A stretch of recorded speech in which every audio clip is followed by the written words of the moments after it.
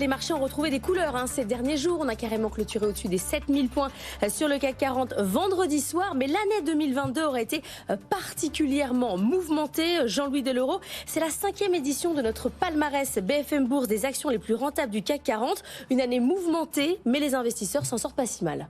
Oui, tout à fait. Comme chaque année avec notre palmarès BFM Bourse, nous regardons les performances au cours des 5 dernières années des actions du CAC 40. Et nous prenons à la fois en compte l'évolution des cours, bien sûr, mais aussi le versement des dividendes. Alors forcément, avec l'année qu'on vient de vivre, entre la guerre en Ukraine et la remontée des taux, les performances ont plutôt eu tendance à plonger.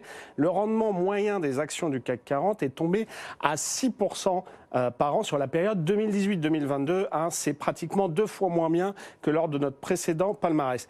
Mais si on prend un petit peu de distance, on peut se dire que finalement, on ne s'en sort pas si mal. Déjà parce que c'est bien mieux que la plupart des autres placements. Et ensuite, parce que sur les 5 dernières années, on a quand même eu la guerre commerciale entre la Chine et les États-Unis, le Covid, la guerre en Ukraine et le retour de l'inflation. Dans ces conditions, 6% par an pendant 5 ans, ça montre une certaine résilience des marchés. Alors tout ça, c'est effectivement, ce ne sont que des moyennes. Quels sont les secteurs qui s'en sortent carrément mieux que d'autres ? Alors, encore une fois, pas de surprise, c'est le secteur du luxe qui truste les premières places avec Hermès et LVMH aux 2 premières positions.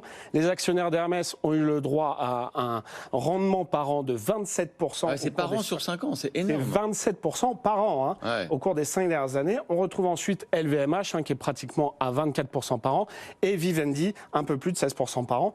Pour avoir une idée de ce que ça représente pour quand vous êtes actionnaire, si vous aviez misé 1 000 € le 1er janvier 2018 sur une action Hermès, vous auriez récupéré au 31 décembre dernier 3 335 €. Dividendes, bien évidemment, inclus.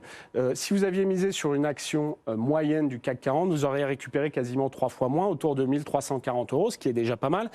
Par contre, si vous aviez misé sur Renault, là, vous auriez récupéré que 450 €, c'est-à-dire que vous auriez perdu un peu plus de la moitié de vos fonds, parce que oui, encore une fois, comme l'année précédente, c'est Renault qui ferme la marche de notre palmarès avec un rendement négatif de moins 14% par an au cours des 5 dernières années.